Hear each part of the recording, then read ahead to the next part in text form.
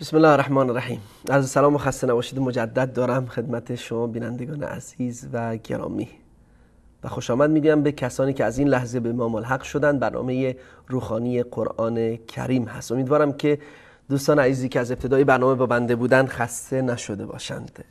همان گونه که خدمت شما عزیزان عرض کردم، در این قسمت از برنامه به پیشگفتاری در مورد قرآن کریم، اهمیت آن، آداب تلاوت و کیفیت نزول و جمع‌آوری آن و مطالبی مربوط به قرآن کریم عموماً میپردازیم که تقریباً 45 دقیقه است که در خدمت شما عزیزان هستم که انشاءالله بتوانیم تا پایان برنامه با هم باشیم و در راستای فهمیدن علوم قرآنی انشاءالله گامی با هم برداریم. فضیلت و اهمیت قرآن کریم را قبل از هر چیز از زبان الله متعال باید بشنویم. الله متعال هنگامی که قسم یاد می کند به قرآن کریم و می فرماید والقرآن الحکیم والقرآن المجید والقرآن ذی الذکر، اینجا قسم می خورد که الله به قرآن مجید یعنی با عظمت بلند مرتبه، به قرآن حکیم که پر از حکمت هست،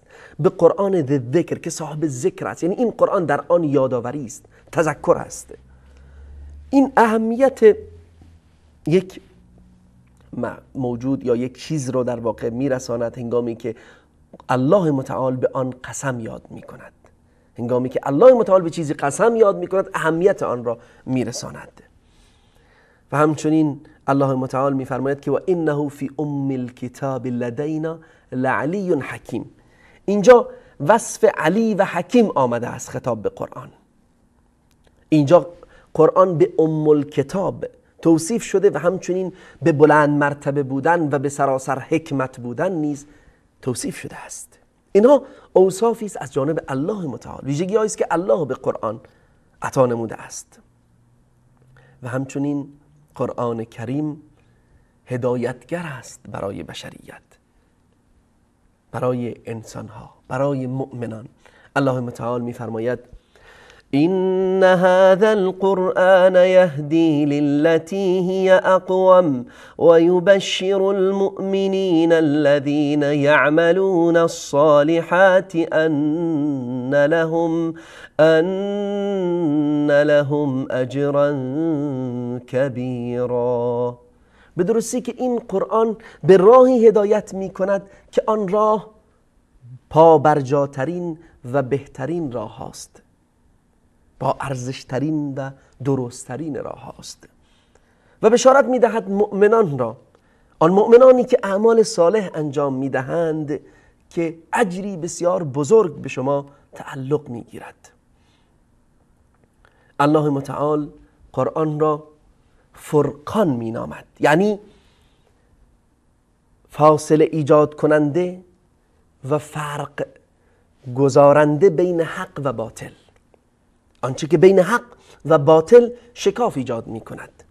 الله متعال می فرماید تبارک الذی نزل الفرقان على عبده لیکون للعالمین نذیرا.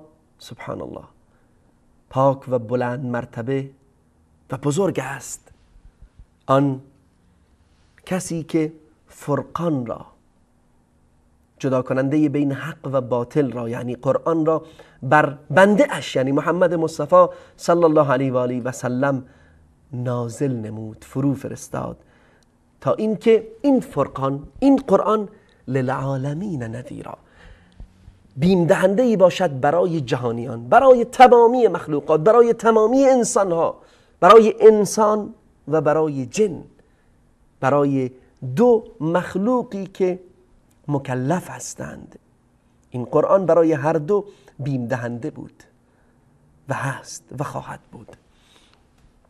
و همچنین قرآن را الله متعال برای تدبر فرستاده است. هنگامی که می‌فرماید افلا يتدبرون القرآن ولو كان من عند غير الله لوجدوا فيه اختلافا كثيرا.